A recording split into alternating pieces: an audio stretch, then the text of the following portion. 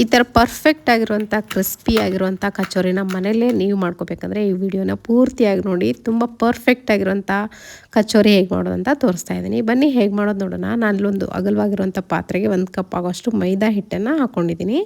ಹಾಗೆಯೇ 1 tea spoon ಆಗೋಷ್ಟು ಅಜ್ವಾಯಿನನ್ನು ಈ ಥರ ಕೈಯಿಂದ ಕ್ರಷ್ ಮಾಡಿಕೊಂಡು ಹಿಟ್ಟಿನ ಮೇಲ್ಗಡೆ ಹಾಕೋಬೇಕು. ಇದ್ರ ಜೊತೆಗೆ ನಾನಿಲ್ಲಿ 1-2 ಸ್ಪೂನ್ ಆಗೋಷ್ಟು ತುಪ್ಪ ಕೂಡ ಹಾಕ್ಕೊಳ್ತಾ ಇದ್ದೀನಿ.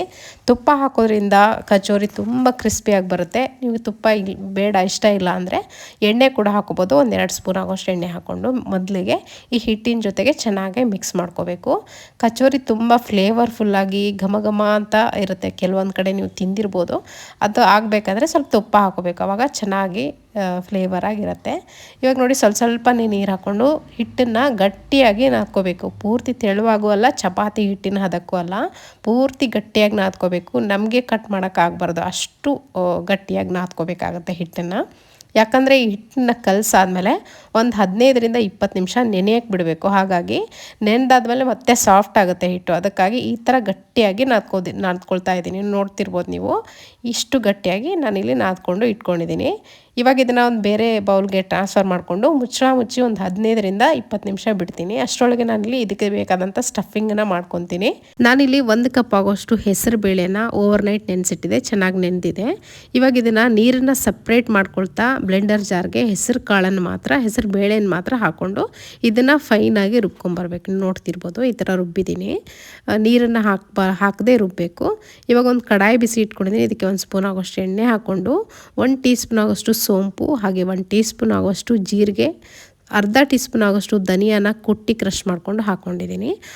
ಇದನ್ನು ಸ್ವಲ್ಪ ಎಣ್ಣೆಯಲ್ಲಿ ಚೆನ್ನಾಗಿ ಫ್ರೈ ಮಾಡ್ಕೋಬೇಕು. ಇದ್ರ ಜೊತೆಗೆ ನಾನಿಲ್ಲಿ ಮಸಾಲೆ ಹಾಕ್ಕೊಳ್ತಾ ಇದ್ದೀನಿ. 1 ಟೀ ಸ್ಪೂನ್ ಆಗೋಷ್ಟು ಧನಿಯಾ ಪುಡಿ, ಅರ್ಧ ಟೀ ಸ್ಪೂನ್ ಆಗೋಷ್ಟು ಪೆಪ್ಪರ್ ಪೌಡ್ರ್, ಹಾಗೆ ಅರ್ಧ ಟೀ ಸ್ಪೂನ್ ಆಗೋಷ್ಟು ಅರಿಶಿನ ಪುಡಿ ಹಾಕ್ಕೊಂಡಿದ್ದೀನಿ. ಅಚ್ಕಾರದ ಪುಡಿ ನಿಮ್ಗೆ ಖಾರಕ್ಕೆ ಎಷ್ಟು ಬೇಕು ಅಷ್ಟು ನೋಡ್ಕೊಂಡು ಹಾಕ್ಕೊಳ್ಳಿ. ನಾನಿಲ್ಲಿ 2 ಸ್ಪೂನ್ ಆಗೋಷ್ಟು ಹಾಕ್ಕೊಂಡಿದ್ದೀನಿ. ಸ್ವಲ್ಪ ಹಿಂಗನ್ನು ಕೂಡ ಹಾಕೋಬೇಕು, ತುಂಬ ಫ್ಲೇವರ್ಫುಲ್ಲಾಗಿ ಬರುತ್ತೆ ಹಿಂಗೆ ಹಾಕೋದ್ರಿಂದ. ಹಾಗೆಯೇ ಚಾಟ್ ಮಸಾಲ ಹಾಕ್ಕೊಂಡಿದ್ದೀನಿ 1 ಟೀ ಸ್ಪೂನ್ ಆಗೋಷ್ಟು.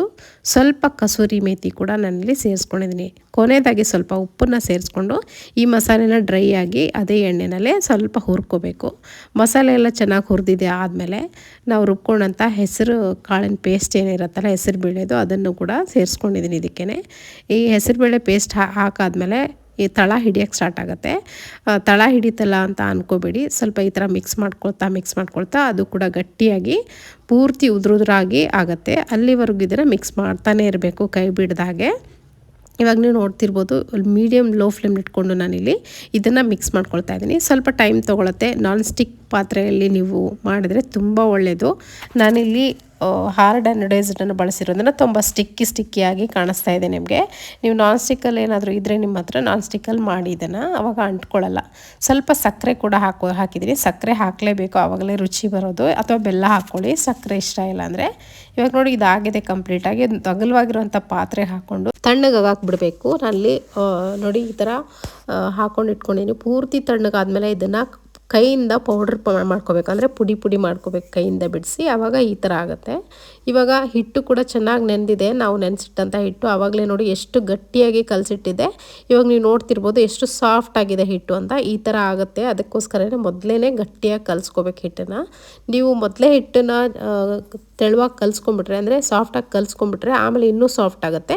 ನಮಗೆ ಕ್ರಿಸ್ಪಿ ಆಗಿರುವಂಥ ಸಮೋಸ ಆಗಲಿ ಕಚೋರಿ ಆಗಲಿ ಮಾಡೋಕ್ಕೆ ಬರಲ್ಲ. ಸಮೋಸಾಗೂ ಸೇಮ್ ಮೆಥಡೇ ಹಿಟ್ಟನ್ನು ಕಲಿಸುವಂಥದ್ದು. ಸೊ ಇವಾಗ ನೋಡ್ತಿರ್ಬೋದು ಚಿಕ್ಕ ಆಕಾರವಾಗಿ ನಾನಲ್ಲಿ ಹಿಟ್ಟನ್ನು ಕಟ್ ಮಾಡ್ಕೊಂಡು ತೊಗೊಂಡಿದ್ದೀನಿ. ಈ ಥರ ಕೈಯಿಂದ ಅಗಲ ಮಾಡಿಕೊಂಡು ನಿಮಗೆ ಎಷ್ಟು ಕಂಫರ್ಟೇಬಲ್ ಅಷ್ಟು ಅಗಲ ಮಾಡ್ಕೊಳ್ಳಿ ಕೈಯಿಂದ, ಅಥವಾ ಲಟ್ಟಿಸ್ಕೊಂಡು ಕೂಡ ನೀವು ಸ್ಟಫ್ ಮಾಡ್ಕೋಬೋದು. ಕೈಯಿಂದ ಮಾಡಿದ್ರೆ ತುಂಬ ಈಸಿ ಆಗುತ್ತೆ. ಹಾಗೆ ಈವನ್ನಾಗಿ ಹಿಟ್ಟು ಒಂದೇ ಥರ ಇರುತ್ತೆ ಸೈಜು.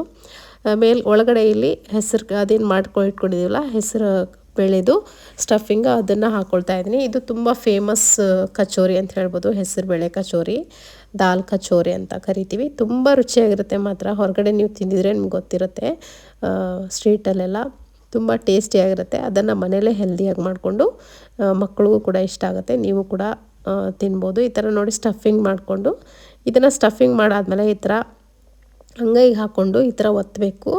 ಅಥವಾ ನೀವು ಲಟ್ಟನ್ಗೆ ತೊಗೊಂಡು ಲಟ್ಟಿಸ್ಲೂಬೋದು. ಈವನ್ ಆಗಿ ಲಟ್ಟಿಸಿದ್ರೆ ಉಬ್ಕೊಂಡು ಬರುತ್ತೆ ಈ ಕಚೋರಿ. ಇದೇ ಥರ ನಾನು ಎಲ್ಲ ಕಚೋರಿ ಮಾಡಿ ಇಟ್ಕೊಂಡಿದ್ದೀನಿ. ಒಂದ್ಸತಿ ಚೆನ್ನಾಗಿ ಎಣ್ಣೆ ಕಾಯಿಸಿ ಲೋ ಫ್ಲೇಮಲ್ಲಿ ಇಟ್ಕೊಂಡಾದಮೇಲೆ ನಾವಿಲ್ಲಿ ಕಚೋರಿಯನ್ನು ಹಾಕ್ಕೊಳ್ಬೇಕು. ಆವಾಗಲೇ ನಮಗೆ ಯಾವ ಥರ ಕ್ರಿಸ್ಪಿಯಾಗಿ ಉಬ್ಕೊಂಡು ಬರಬೇಕಲ್ಲ ಆ ಥರ ಬರುತ್ತೆ. ನೀವು ಹೈ ಫ್ಲೇಮ್ ಇಟ್ಕೊಂಡು ಎಣ್ಣೆ ಕಾಯಿಸಿ ಹಾಕಿದ ತಕ್ಷಣ ಕೆಂಪಗಾಗ್ಬಿಟ್ರೆ ಅದು ಚೆನ್ನಾಗಿ ಬರಲ್ಲ. ಕಚೋರಿ ಒಳಗಡೆ ಎಲ್ಲ ಸಾಫ್ಟಾಗಿ ಇರುತ್ತೆ, ಮೇಲ್ಗಡೆ ಮಾತ್ರ ಸ್ವಲ್ಪ ಕಲರ್ ಚೇಂಜ್ ಆಗಿರುತ್ತೆ ಅಷ್ಟೇ, ಕ್ರಿಸ್ಪಿ ಮಾತ್ರ ಆಗಲ್ಲ. ತುಂಬ ಸುಮಾರು ಟೈಮ್ ತೊಗೊಳುತ್ತೆ ಈ ಥರ ಫ್ರೈ ಮಾಡೋಕ್ಕೆ. ಲೋ ಫ್ಲೇಮ್ನಲ್ಲಿ ಇಟ್ಕೊಂಡೆ ಇದನ್ನು ಪೂರ್ತಿಯಾಗಿ ಕೆಂಪಗಾಗೋವರೆಗೂ ನಾವಿಲ್ಲಿ ತಿರುಗಿಸ್ತಾ ಫ್ರೈ ಮಾಡ್ಕೋಬೇಕಾಗತ್ತೆ. ಆವಾಗಲೇ ನಮಗೆ ಪರ್ಫೆಕ್ಟಾಗಿರುವಂಥ ಸಮೋಸ ಆಗಲಿ ಕಚೋರಿ ಆಗಲಿ ಬರುತ್ತೆ. ನೀವು ಹಿಂಗೆ ಹಾಕಿದ ತಕ್ಷಣ ಕೆಂಪಗಾದ ತಕ್ಷಣ ಹೈ ಫ್ಲೇಮ್ ಇಟ್ಕೊಂಡು ಫ್ರೈ ಮಾಡ್ಕೊಂಡು ತೆಗೆದುಬಿಟ್ರೆ ಮೇಲ್ಗಡೆ ಲೇಯರ್ ಮಾತ್ರ ಕೆಂಪಗಾಗಿರುತ್ತೆ, ಒಳಗಡೆ ಎಲ್ಲ ಸಾಫ್ಟಾಗಿ ಹಾಗೆ ಇರುತ್ತೆ. ಕಚೋರಿ ಆಗಲಿ ಸಮೋಸ ಆಗಲಿ ಈ ಥರ ಕಲರ್ ಚೇಂಜ್ ಆಗಿ ಕ್ರಿಸ್ಪಿ ಆದಮೇಲೆ ಮಾತ್ರ ಇದನ್ನು ತೆಗಿಬೇಕಾಗತ್ತೆ. ಸ್ವಲ್ಪ ಟೈಮ್ ಸುಮಾರು ತೊಗೊಳುತ್ತೆ, ಒಂದು 15 ನಿಮಿಷ ಆದರೂ ಬೇಕು ಇದು ಫ್ರೈ ಆಗೋಕ್ಕೆ. ಇವಾಗ ನೋಡ್ತಿರ್ಬೋದು ಯಾವ ಥರ ಬಂದಿದೆ ಕಚೋರಿ ಅಂಥೇಳಿ. ಇದನ್ನು ತೆಗಿತಾ ಇದ್ದೀನಿ ಇವಾಗ. ನಾನಲ್ಲಿ ಸ್ವಲ್ಪ ಸೈಜ್ ಕಡಿಮೆ ಮಾಡ್ಕೊಂಡಿದ್ದೀನಿ, ನೀವು ಬೇಕಾದ್ರೆ ದೊಡ್ಡದಾಗಿ ಒಂದು 2 ಫ್ರೈ ಮಾಡ್ಕೋಬೋದು. ಇವಾಗ ನೋಡ್ತಿರ್ಬೋದು ಎಷ್ಟು ಚೆನ್ನಾಗಿ ಕಲರ್ ಬಂದಿದೆ. ಇದೇ ಥರ ಎಲ್ಲವನ್ನು ನಾನಿಲ್ಲಿ ಫ್ರೈ ಮಾಡಿ ಇಟ್ಕೊಂಡಿದ್ದೀನಿ. ಸುಮಾರು ಟೈಮ್ ತಗೊಳುತ್ತೆ ಎಲ್ಲವನ್ನು ಫ್ರೈ ಮಾಡೋಕ್ಕೆ. ಸ್ವಲ್ಪ ಪೇಷನ್ಸಿಂದ ಜಾಸ್ತಿ ಟೈಮ್ ಫ್ರೈ ಮಾಡಬೇಕಾಗತ್ತೆ. ಫುಲ್ ಡೇ ನಿಮಗೆ ಸಾಫ್ಟ್ ಆಗಲ್ಲ, ಕ್ರಿಸ್ಪಿಯಾಗಿ ಹಾಗೇ ಇರುತ್ತೆ.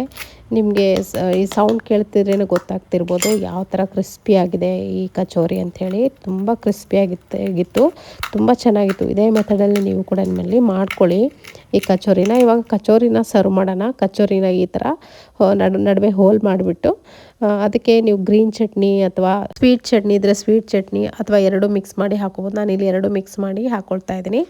ಇದರ ಜೊತೆಗೆ ನಾನಿಲ್ಲಿ ಸಣ್ಣದಾಗಿ ಕಟ್ ಮಾಡಿರುವಂಥ ಈರುಳ್ಳಿ ಜೊತೆಗೆ ಮಿಕ್ಸ್ಚರು ಸ್ವಲ್ಪ ಫ್ರೈ ಮಾಡಿರುವಂಥ ಕಡಲೆ ಬೀಜ ಹಾಕ್ಕೊಂಡಿದ್ದೀನಿ. ಬೇಕಿದ್ರೆ ಟೊಮೆಟೊ ಕೂಡ ಹಾಕೋಬೋದು ನೀವು. ಹೊರಗಡೆ ನಮಗೆ ಇದೇ ಥರ ಸರ್ವ್ ಮಾಡೋದು ತುಂಬ ರುಚಿಯಾಗಿರುತ್ತೆ. ಮೇಲ್ಗಡೆ ಸ್ವಲ್ಪ ಕೊತ್ತಂಬರಿ ಸೊಪ್ಪು ಹಾಕ್ಕೊಂಡು ಸರ್ವ್ ಮಾಡಿದ್ರೆ ರುಚಿನೇ ಬೇರೆ. ಖಂಡಿತ ಮಕ್ಕಳಿಗೆ ಮನೇಲೆ ಮಾಡಿಕೊಡಿ, ನೀವು ಕೂಡ ಮನೇಲಿ ಹೆಲ್ದಿಯಾಗಿ ಮಾಡ್ಕೊಳ್ತೀನಿ ಅಂತ ಹೇಳೋಕ್ಕೆ ಇಷ್ಟಪಡ್ತೀನಿ. ಸೊ ಇವತ್ತಿನ ರೆಸಿಪಿ ನಿಮಗೆ ಇಷ್ಟ ಆಗಿದೆ ಅಂದ್ಕೊಳ್ತೀನಿ. ಇಷ್ಟ ಆಗಿದ್ರೆ ಒಂದು ಲೈಕ್ ಮಾಡೋದನ್ನು ಮರಿಬೇಡಿ. ಇದೇ ಥರ ಒಳ್ಳೊಳ್ಳೆ ರೆಸಿಪಿಗಳಿಗೋಸ್ಕರ ನಮ್ಮ ಚಾನಲ್ಗೆ ಸಬ್ಸ್ಕ್ರೈಬ್ ಮಾಡೋದನ್ನು ಮರಿಬೇಡಿ. ಮತ್ತೆ ಸಿಗ್ತೀನಿ ಮತ್ತೊಂದು ರೆಸಿಪಿಯೊಂದಿಗೆ. Thank you.